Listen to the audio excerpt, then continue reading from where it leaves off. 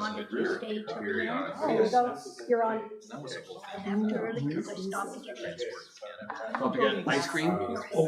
Always. on concession 7. Surprise. Are we muted? No. Okay, guys. Yeah. There's its It's 5 o'clock. Good evening, everyone. Welcome to the Committee of the Whole meeting for Tuesday, October 10th. I'm Councillor Steve Robinson, and I'll be your chair tonight. First off, we'll do a land acknowledgement. On October 10th, 2023, we acknowledge that the sacred land on which Smiths Falls is now located has been a site of human activity for over 10,000 years with rich in Indigenous history.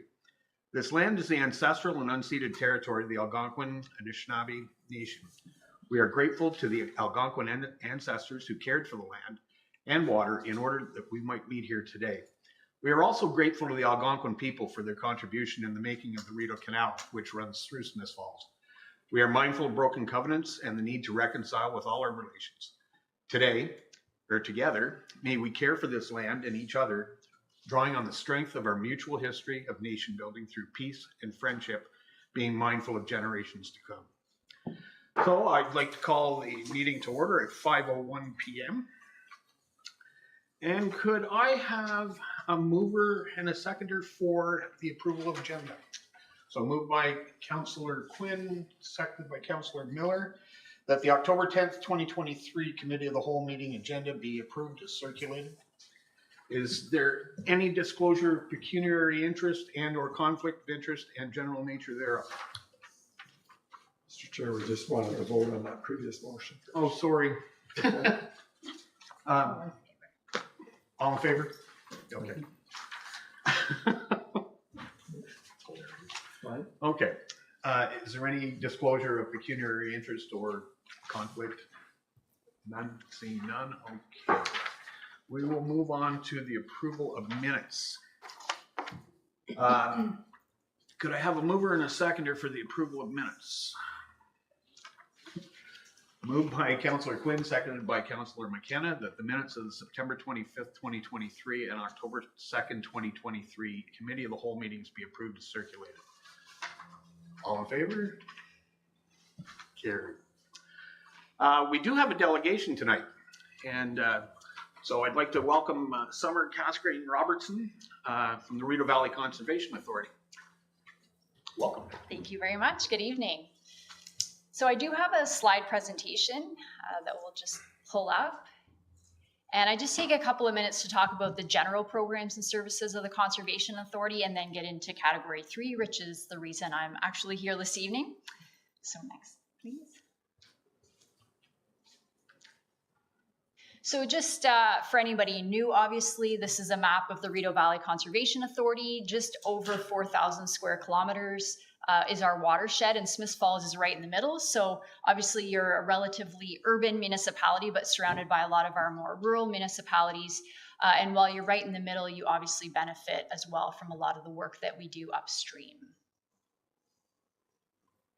So just a slide to show our programs and services. So we've had some changes recently to our legislation, to the Conservation Authorities Act, and it now requires us to break our programs and services into 3 different categories. So category 1, 2, and 3. These are defined in legislation, and the first category is essentially the work that we do on behalf of the province. So it's mandated, all conservation authorities do it, it's considered mandatory. And that's where we do a lot of our natural hazard work. So this includes mapping areas and land that's prone to flooding, areas that are prone to erosion. We also map watercourses. These are then areas that we also regulate for development. So the public that owns properties that are prone to flooding or erosion or adjacent to wetlands would need a permit from us. We are also circulated planning comments from municipalities, and we provide comments back to your planning staff on natural hazards. In the spring, you've probably seen our flood forecasting and warning messages. So we monitor flood conditions and we issue public messages to municipalities and the public. We also play a role around low water response and drought conditions. We also have some infrastructure, so water and erosion control infrastructure that we operate. And conservation land management also falls under category 1, which is great news. So we have 11 conservation areas that are open to the public. Hopefully you've had a chance to come out and visit one or two of them. These are areas that are natural, but have trails and other amenities that welcome the public to come out and enjoy nature. We also have a lot of other land holdings that aren't open to the public, but we just hold them in perpetuity in a natural state. And then we also deliver a couple of other programs on behalf of the province that look at surface and groundwater monitoring, and also deliver the drinking water source protection program. So category 2 is any service that we provide on behalf of a municipality. So for us, we do septic approvals for some municipalities. We also have a septic reinspection program that some municipalities participate in. We also do some policy implementation for municipalities along the lines of drinking water source protection. We also operate and maintain some municipal infrastructure. So sometimes we'll have reciprocal agreements with our municipalities. If you have a site that's close to one of ours, we'll do some maintenance on behalf of municipalities. And that'll include some forest and land management from time to time. And then the third category is really any other program and service that we deliver. And these are programs that our board over the years has decided is necessary to address really the nature, the characteristics, or the needs of our local watershed. So it might be based on topography, characteristics, or water quality of the watershed. These are programs that are designed to improve or augment that. So for us, these programs include private land stewardship, also our watershed monitoring and reporting program, and outdoor education.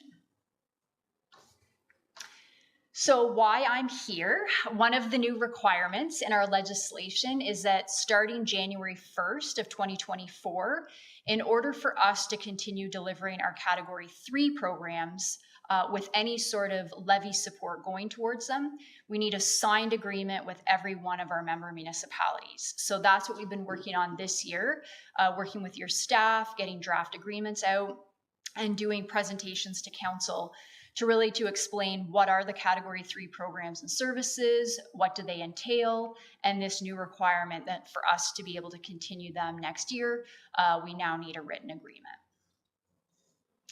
So for us, there's 2 of our category 3 programs that are supported partially by our municipal levies. So the first grouping is our private land stewardship program. So there's really 3 main programs under this umbrella. It's our tree planting program, which we've been doing since 1984.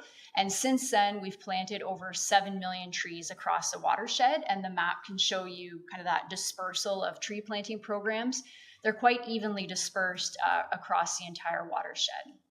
We also have a rural clean water program, which provides grants and technical assistance primarily to farmers, but also rural property owners. And we've funded 2,000 projects since that program started back in 1992. And we're now averaging about 100 projects a year that receive funding through the Conservation Authority. And the last is our shoreline naturalization program. We have naturalized 800 shorelines since that program started back in 2009. We now average about 70 shorelines a year, and this program obviously very popular up in Lake Country, but also along water courses throughout the watershed. And our second category 3 program that receives levy support is our monitoring, reporting, and restoration program. This is really looking at water quality and stream conditions throughout the watershed. So one aspect looks at water quality. So it's everything from going to sites across the watershed, taking a grab sample, testing certain parameters in the field, but also sending that grab sample to a lab for other testing. And then also looking at the types of invertebrate bugs that live on the bottom of the lakes and tributaries that give us an indicator of water quality as well. And also looking at stream conditions. So is a stream in a natural state? What is the benthic kind of conditions and bathymetry, and what's the profile like of that stream, and doing an overall assessment of the health of that tributary. And then we also have some elements of this program that work with the community on garbage cleanup days, invasive species removals, fish habitat creation projects, and some wetland restoration that we've done. So the cost apportioning agreement is that new piece of paperwork that we need from each municipality. We're using the same agreement for all of our member municipalities, and we've actually worked with our neighboring conservation authorities to use a fairly similar agreement across all of Eastern Ontario. This is to keep it simple for those municipalities that we share with other conservation authorities. And the way that we've structured it is we've said within the agreement that we'll set an upset limit of the percentage of levy that we can spend on category 3. So we've looked at our budget, and typically in any given year when we receive the levy from all of our member municipalities, about 80% of it goes to category 1 programs. So the vast majority of our levy funds those mandatory programs. Less than 20% goes towards category 3 programs. So what we're asking for in this agreement is that from year to year, we can spend no more than 20% on the levy that we collect from you on those category 3 programs. So it sets a cap for us. We've set the agreements up to be 5 years in duration. There's a maximum 5-year review period that's required in the legislation. And there is a renewal clause if everybody's happy with that 5-year review. And of course, we've put in a 6-month early termination clause in case anything changes. If a municipal council changes their mind partway through that 5-year period, you no longer want to support the category 3 programs, you have that early out. Or if for some reason we can't continue to deliver them, we also have the out as well. So just to give you kind of a sense of the dollar figures we're talking about. So this is how our apportionment was done for this current budget. So we get assessment data from the province that shows municipal assessment across our entire watershed. When we do budgeting, we set our municipal levy. It then gets apportioned to our municipalities based on assessment value. So you can see that Smiths Falls pays about 0.92% of our municipal levy each year. And when we look at what, I think at the time of budgeting, it was about 18% we're currently spending on category 3 programs. It's just over $11,000. So that gives you a sense of how much of your levy this year was going towards category 3 programs. So it gives you a sense of kind of what that 20% would mean for your municipality. And that is it for me, a crash course in all things category 3. So very happy to answer any questions if you have any. Thank you. Who wants to go first? Mayor Panko. Sure, just I guess as a town's representative on the RVCA, this has been something we've discussed at the board level, and something the RVCA has always done for the catchment area. And essentially the regulatory changes or legislative changes, I guess, have required conservation authorities to now, I guess, recommit to this. And I believe the province may not believe they're essential. I believe they're essential. I think they're a big part of what we do at the RVCA, necessary for, I think, all municipalities within the watershed. So I'm fully supportive. I mean, it's something we've always been paying for. It's a very modest cost compared to the ultimate total. And Summer, thank you for being here, and hopefully we have concurrence. One question, just you've been on the road many nights a week over several weeks. How far are you through the list of partners and how many are on side, and sort of an update from that perspective? Yeah, so we have 18 member municipalities and we have 9 that are approved so far. So you're number 10. Merrickville at 7 o'clock, they'll be number 11. So we're getting close. We're more than halfway. And so far, everybody's been supportive. And that includes City of Ottawa. So it went to committee last week. It was carried on consent at committee. It goes to council tomorrow. So that'll be kind of the final approval, but we're optimistic. So obviously from a ratepayer perspective, they carry 91% of the levy. So there's some interest among the other municipalities of what decision the city has made.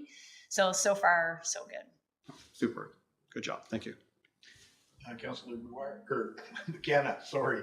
Thank you, Mr. Chair, and thank you to Summer. I too will very much supportive of the recommended levy, and pleased if it goes that way to support the work of the Conservation Authority. I have a question around trees, if I could. Sure. And your tree program, our tree program.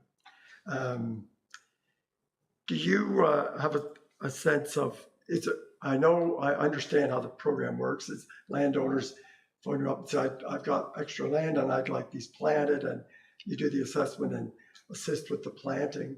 And there may be more than that. Do you have a sense or a responsibility of who has the handle on what the overall tree canopy is for the watershed area, not just on where we're planting, but overall? So that's part of what we monitor as well. So we not only do water quality monitoring, but we look at land cover. That can fall under category 1 because we use that data for a lot of our natural hazard work. So part of that is doing land cover classification across the whole watershed. So we use aerial photography. We typically do it about every 5 to 6 years when we get updated photography, and we will classify the watershed into parcels looking at what's forest cover, what's wetland cover, what's crop and pasture land versus developed area. And so we can get a sense at a catchment or sub-watershed or watershed scale what percentage land cover for any of those categories. So forest cover is one that we're obviously quite interested in. The numbers are very good in the upper watershed and of course quite poor in the city of Ottawa. So we've got a report card that I could send you the link that just came out earlier this year that gives a very high level overview of wetland cover, forest cover, water quality, and groundwater. But we're actually just working on a conditions report that's a lot more detailed for the whole watershed, and that will delve into more detail around all types of land cover, and that should be out kind of early next year. If I could just follow up, thank you. That'll be terrific to see that the millions of trees we're planting. The nub of my question is, are we gaining or are we losing in the watershed? Yes, and that's one of the things that we look at as well, is where are we holding steady, where are we kind of gaining or losing. So there's a little bit of that analysis in the report card that we issued earlier this year, but there'll be more of it in that conditions report that's coming. Thank you. Anyone else? Councilmember Ware. Mr. Chair, thanks for coming tonight, Summer. I appreciate the presentation. I'm wondering, a lot of time and effort's probably gone into this. Do you have an idea of what the cost has been to get to this point to have these agreements signed? That's a good question. No, I have not kind of tracked my time. I will say just complying with all the legislative requirements has been fairly onerous. I've been doing most of it just because other staff are pretty tapped out with program delivery, which is kind of our main objective. So we didn't want program delivery to be impacted. So we've been doing it mostly at my level, all this compliance, but it's been significant. Yeah. Yeah, I'm not surprised. Yeah. I guess my frustration with this is I'm trying to figure out, when I look at the provincial policy and I look at what's presented tonight, what's the problem that the provincial government's trying to solve by creating this stuff? I think the conservation authorities are really innovative leading method of running a watershed, because there's representation from every municipality that's in the watershed. It's proportionate to the populations in the watershed. The funding is proportionate to the population. So it's a really democratic process, and it's not just some unknown ministry that's running this stuff. These are people like Mayor Panko that's going to meetings, that's setting the direction that the staff can implement, much like the municipality. And adding this work and all of this effort that goes into it is directly taking resources away from the important work, the tree planting and the surface water and everything else. So I think this is a bad policy, as much as I appreciate this opportunity to get a reminder of what the CA is doing for us. I just don't see the value in this exercise, and I don't think it's a good use of our levy that's going towards it. So if there's any opportunities we have to send that message to the province, I think we should take it. But as for tonight, I'm fully in favor of the recommendation, and I appreciate you coming.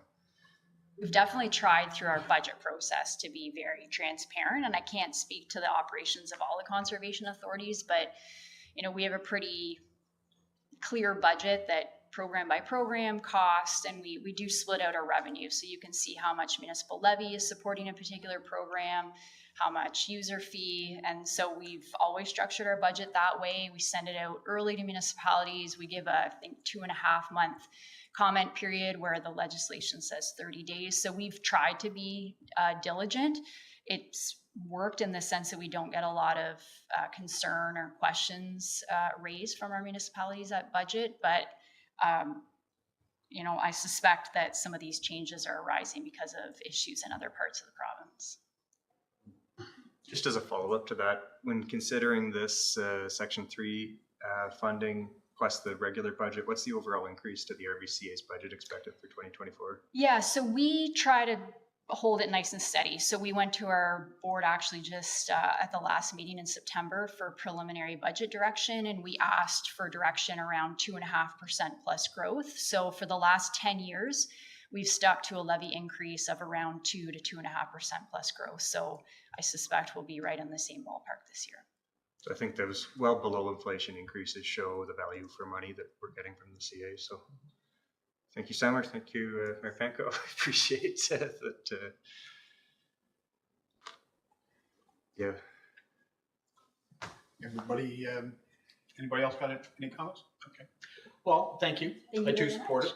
it. And thank you very much for your presentation. Thanks. It's nice to see everybody again. It's been a while with the pandemic. So In person, thank you. anyway. Yes, it's lovely. Thanks. All right. Moving on. Do we have any directors' verbal reports? Yeah, just one from myself, Mr. Chair. I just wanted to give the committee and council an update on a couple of capital projects that Public Works is working on currently.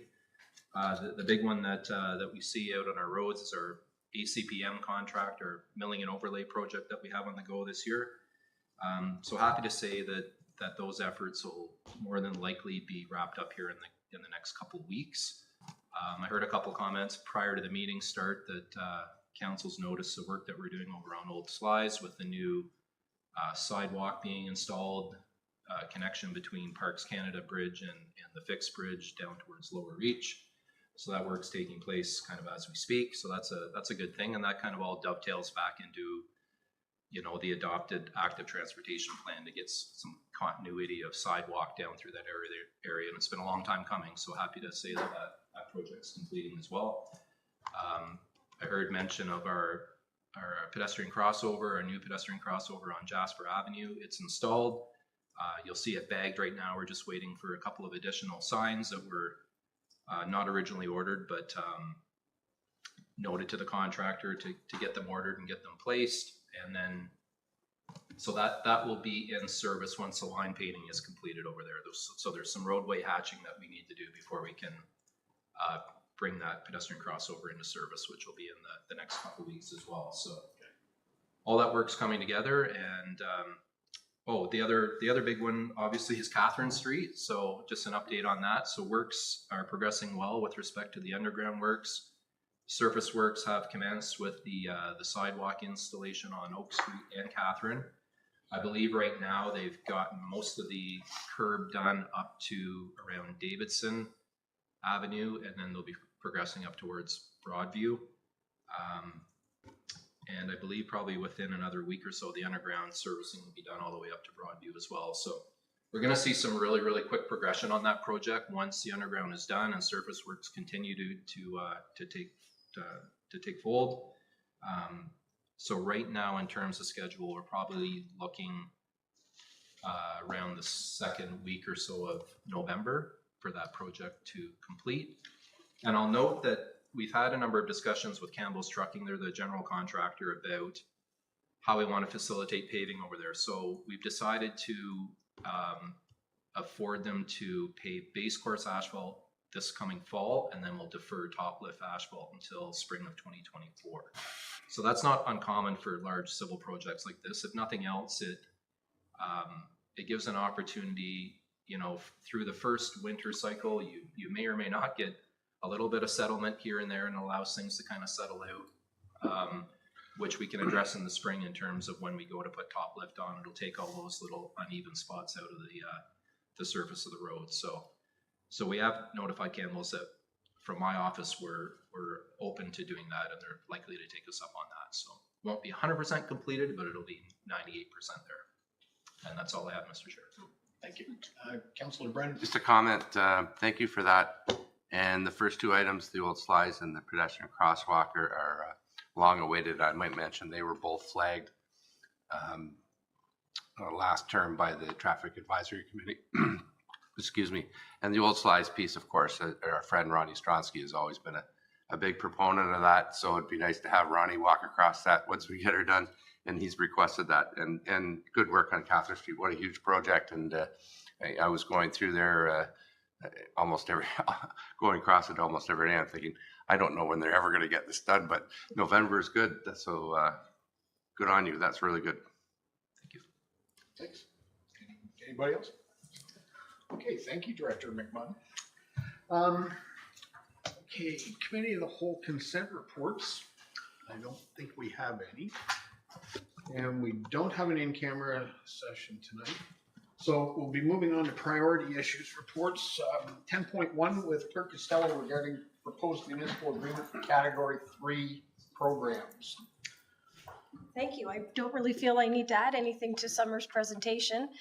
Looking for council to bring forward a bylaw at our next meeting of council to sign the agreement with Rideau Valley Conservation Authority. Thank you. Gotcha, Director. All right, moving on. 10.2, the stop up and close of Sussex Street at William Street East with Director McMahon. Thank you, Mr. Chair. So this report is with respect to, just as you mentioned, the stop up and close of what is known locally as Sussex Street. Back in 2020, the Public Works Department had received a letter of non-compliance from Transport Canada. So as we know, Transport Canada will periodically come through municipalities and they'll do compliance audits of their level crossings throughout a municipality, and that was done back in 2020. So since that time, we've been in discussions with Transport Canada trying to understand what this notice of non-compliance means from that inspection. And earlier on, when we first received it, it gave the impression that there was something for the town to do, that we were non-compliant with this particular grade crossing, and we had to get our ducks in a row to come up with some type of a solution to address Transport Canada's concerns. Since that time, as recent as this past summer, conversations continued with Transport Canada, and it was come to find out that it's not so much something that the town has to do, it's more on the rail authority to come up with a solution to address their concerns. So that said, we engaged Via Rail and CP Rail, who, as we know, have rail through that particular area, and those conversations went well. They were both invited to the table, and Via Rail, they participated in the conversation somewhat, I guess, maybe particularly on behalf of CP Rail. They weren't at the particular table, although they were invited. We did note to Via that back when we first received the notice of non-compliance, we engaged a consultant back in the day. My predecessor, Troy Dunlop, and Vanessa Bernicke engaged a consultant to come up with some options to address this order. And basically, kind of in a nutshell, what Transport Canada is looking at is based on the Railway Act.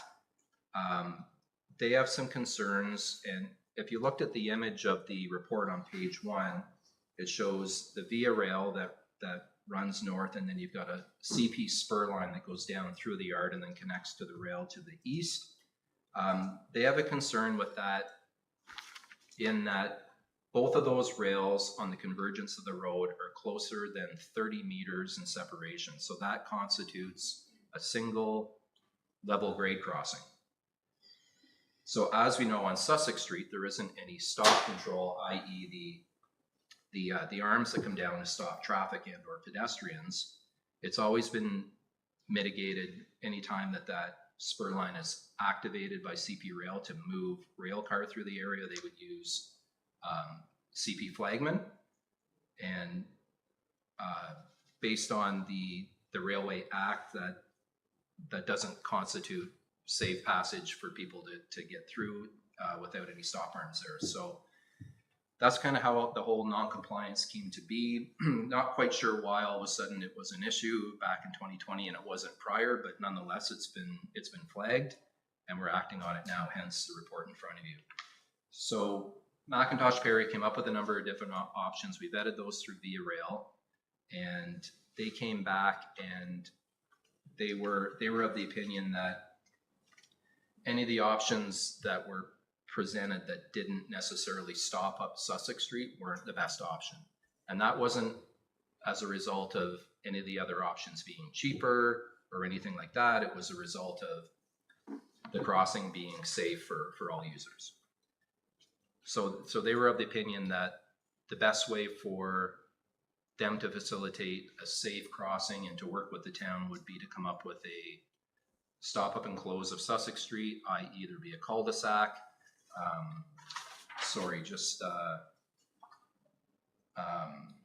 just on the other side of Kent Street, closer to William, a cul-de-sac installed. And I'll note that there is no financial burden or cost associated for the town on this project. Via Rail has taken it upon themselves to do the work at their cost to address Transport Canada's order of non-compliance. So with that, that's what I'm looking for this evening is for a bylaw to stop up and close Sussex Street west of Kent Street in advance of William Street east. So with that, I'll stop talking. I'm happy to take any questions, and I'll do my best to try and answer them. Thanks. Any questions? Councilman Brennan? Yeah, I've driven through there 100 times, but I drove through there today.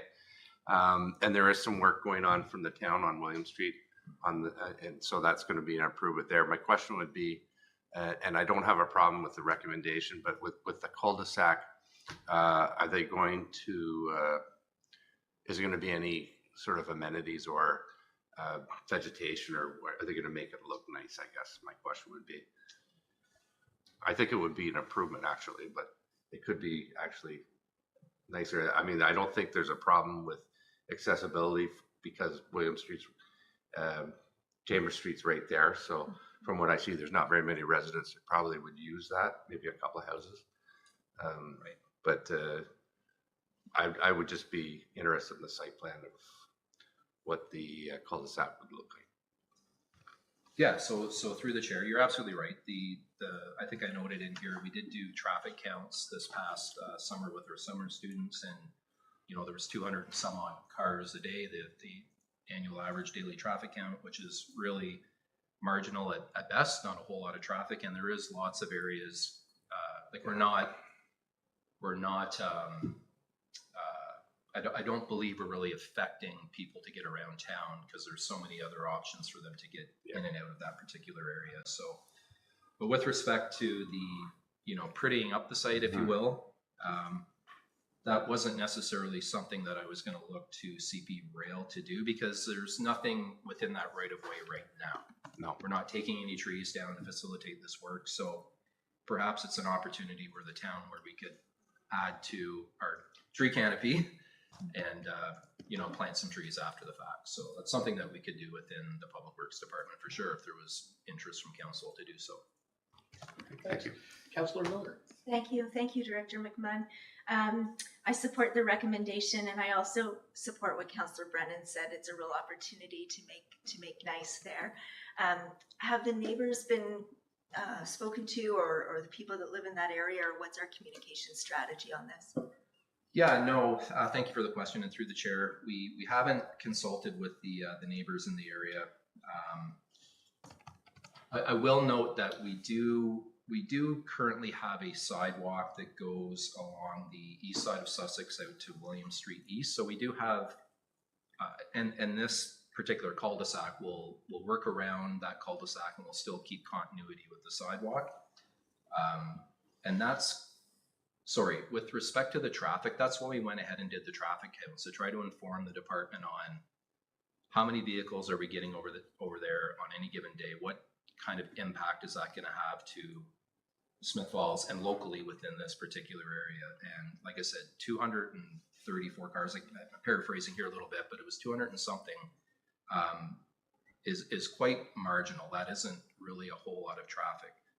Albeit we're likely to impact somebody that lives in the area that perhaps uses William Street out of convenience as opposed to going, say, over to Chambers Street and around. But I would suspect it would be, maybe the difference of 30 seconds to a minute to get around via an alternate route. We did consult with the fire department. I consulted with Chief Cheeseborough, and he didn't have any concerns from a fire response perspective, should we stop up and close the road. But we can certainly, I guess, through this committee meeting, I mean, obviously it's televised and people at home may be watching. So I would encourage, if that's the case, if anybody has any questions, feel free to give the department a call, Public Works, and we'd be happy to walk them through it. But that said, I mean, the recommendation is in front of council this evening for consideration, and I guess we'll leave it at that. Councillor Miller? Mayor Panko? I too support the recommendation. I guess the question just relates to, I guess, pedestrian traffic or active transportation through there. So the sidewalk would continue. So there's no need to create a barrier to prevent pedestrians or cyclists from crossing the rail lines. It just relates to vehicular traffic would be the reason for the stop up and close. Yeah, that's right through the chair. I believe there to be. Yeah, so there is a pedestrian warning barrier as pedestrians would come up Sussex past the cul-de-sac, and just as they approach William, Yeah. there would be a pedestrian arm there. Well, the road, okay. Yes. Okay. So that's illustrated on Appendix E, the very last drawing, and that's the option that we're suggesting for the bylaw. Okay, so I support the recommendation, and I think as has been said, I see a little bit of green space down there that we can beautify to some extent, and maybe a park bench and a light, or just almost like a little parkette for people who are walking through there, a little more security at night. Just enhance the experience for people in that neighborhood. Yes, I didn't note it in the report, but I think it's something that perhaps should be noted. So on the corner of Sussex Street and William Street East, there's a vacant parcel of land there that's, the department and through the planning department have received previously a site plan, a preliminary site plan for the property. And that site plan suggested that the access to that site would be via Sussex Street towards the south side of the property, so closer to Kent along that property line. So this cul-de-sac won't impact access or egress should a site plan be approved for that site. Whether or not the access is off of Sussex is yet to be seen. It could very well come off of William Street East as well. So we took that into consideration when we were looking at this as well. Okay, thank you. Councillor McKenna? Thank you, Mr. Chair. And I'm supportive of the recommendation as well. Is technically, are we closing up and stopping a road? So do we have to go through that procedure of, and if it is that part of a road anyways, part of the street, is there an opportunity to offer that parcel of land to that developer? Because I know they have it for sale.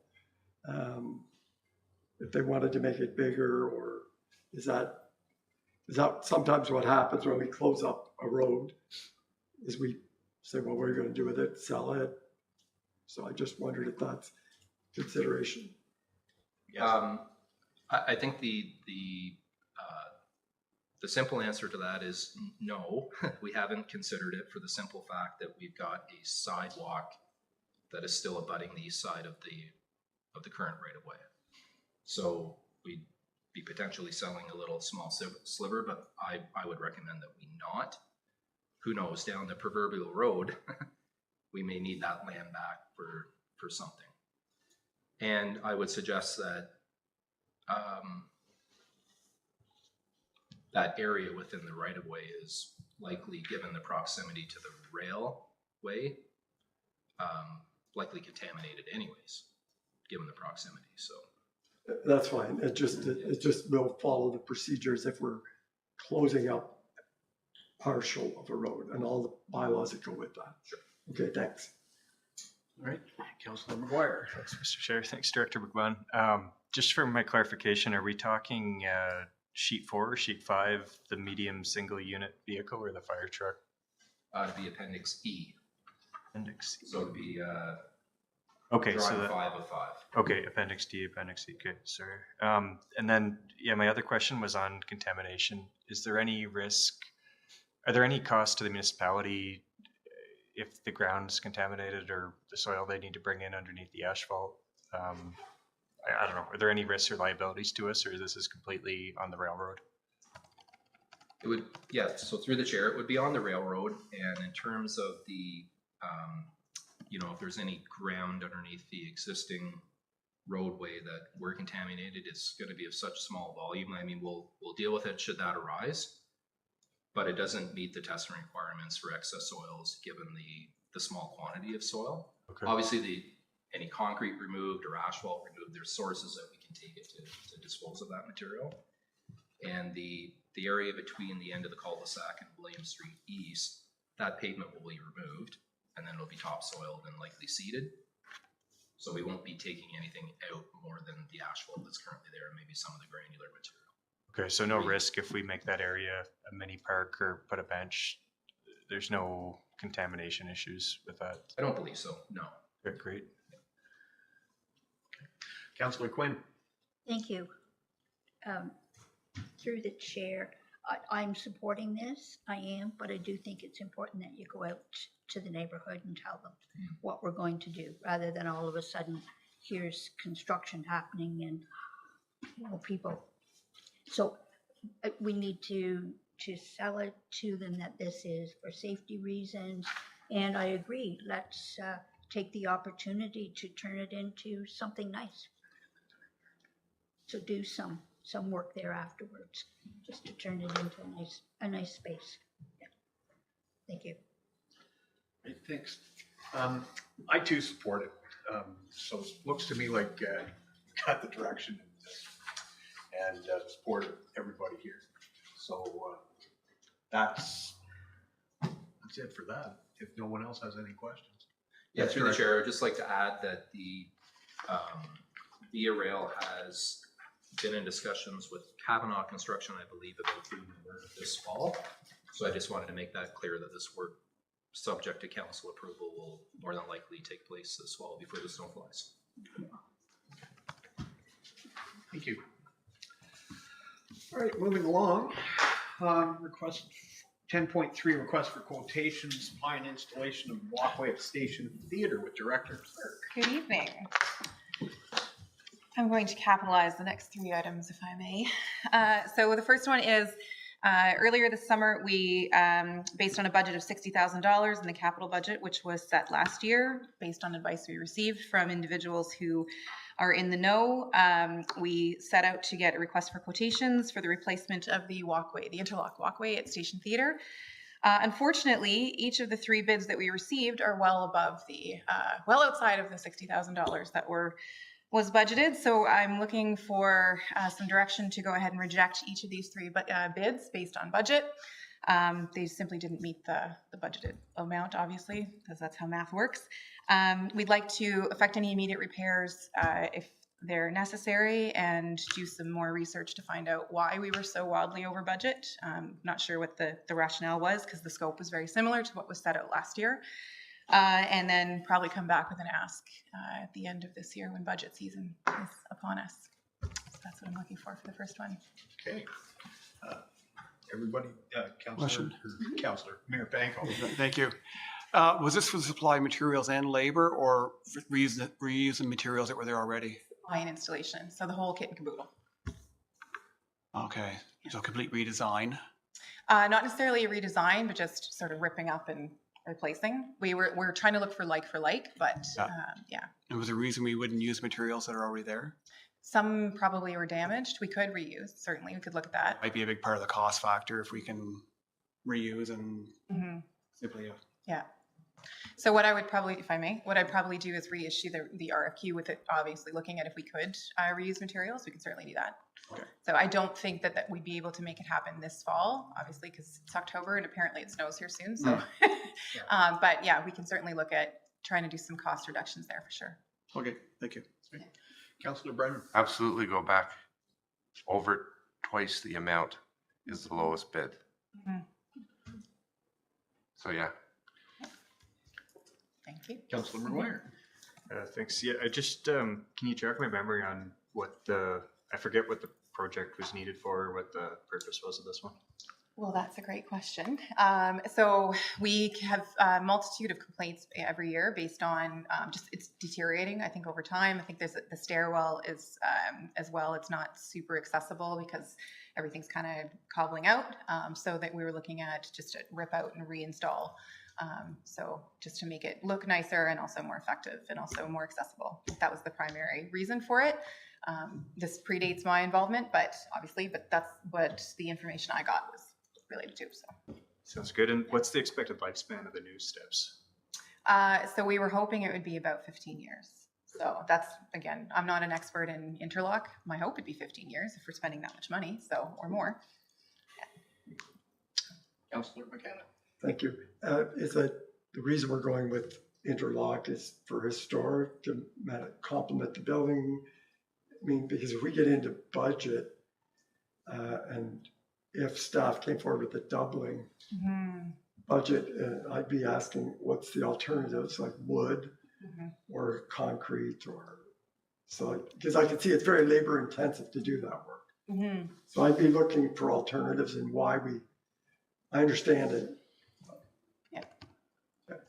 So I be agree. prepared. I agree. We are in the pursuit of alternatives also. Yeah, for sure. Thanks. Any other? Councillor Quinn. Thank you. I think Peter took my questions away from me, but that's fine. I'll ask them again. Do we have to go with interlock? And the reason that I question is where my business is, we have interlock. It's just a nightmare. Like it looks lovely for a while and then things start to shift and it's weather and water and whatever. So maybe there's something else that we really should be looking at doing, but we'll leave that in your hands. Absolutely. Come up I with agree. an idea. Thank you. Any other comment? Well, I support rejecting it. So it looks to me like a majority of us are All in right. favor. I'm good at rejection, so let me know. All right. If I may, with the second one? All right, so this is, just to be clear, this is outside the earlier advertising agreement that I brought forward with Glenview Sports Entertainment. As part of that, we, at the Community Services Department in town, reserve the right to sell various advertisement outside of that agreement. So this includes wrapping, for example, the Olympia. The Dairy Farmers of Ontario, through the Dairy Farmers of Lanark and Leeds, have approached us and offered us $5,000 a year for the next 6 years to have their wrap on the Olympia.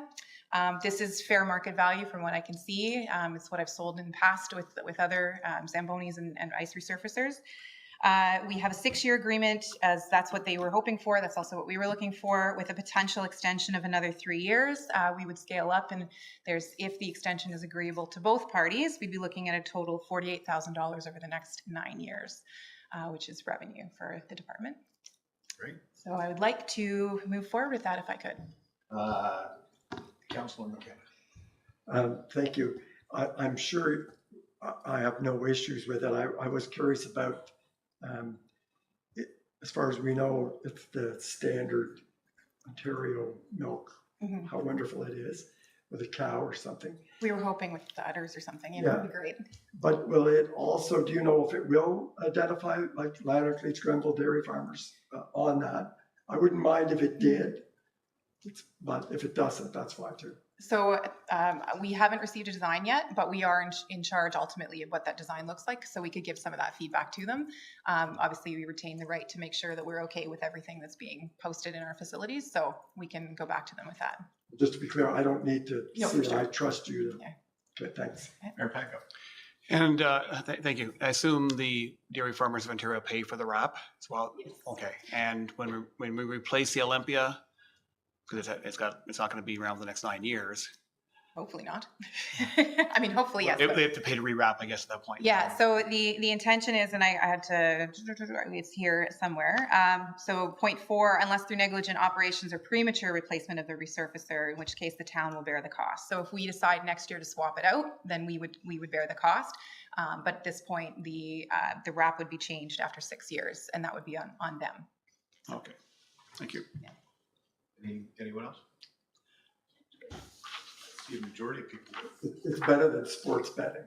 So, I see a majority of thumbs up, so looks like it's a go on that one. All right, go lactose. Now for your last one. For my last one. All right. So one of the things that I've noticed is that, and in conversation actually with a couple of the board members of the Harmony Seniors Club, we have a longstanding relationship with them, with the Seniors Activity Center, but we do not have any sort of agreement in place. And there's been some lack of clarity from what I've understood. So one of the first, actually, I think it was on my second day, Bud walked into the office and said, I want to meet you and let's have a conversation. And it was excellent. But what was noted was that we don't have that clarity in an agreement form. So I'm seeking to get adoption of a memorandum of understanding to be clear about that relationship. The intention of the facility is to be utilized for low or no cost seniors activities run by the Harmony Seniors Club. We are in support of that fundamentally, I think, as a department, as a town, but it's our facility, it's our building, we bear the costs of that. So roughly last year we spent about $25,000 including some upgrades and repairs. We also had, I think that does not include, that's 2022, I should say, not this past almost completed year. 2023, we had some capital budget items. There was an upgrade to the LED lighting and some work on the air conditioning system and the HVAC. So that's, I can't remember off the top of my head what that dollar amount was, but we're spending, you know, $15,000 to $25,000 per year to keep this building in our in good shape.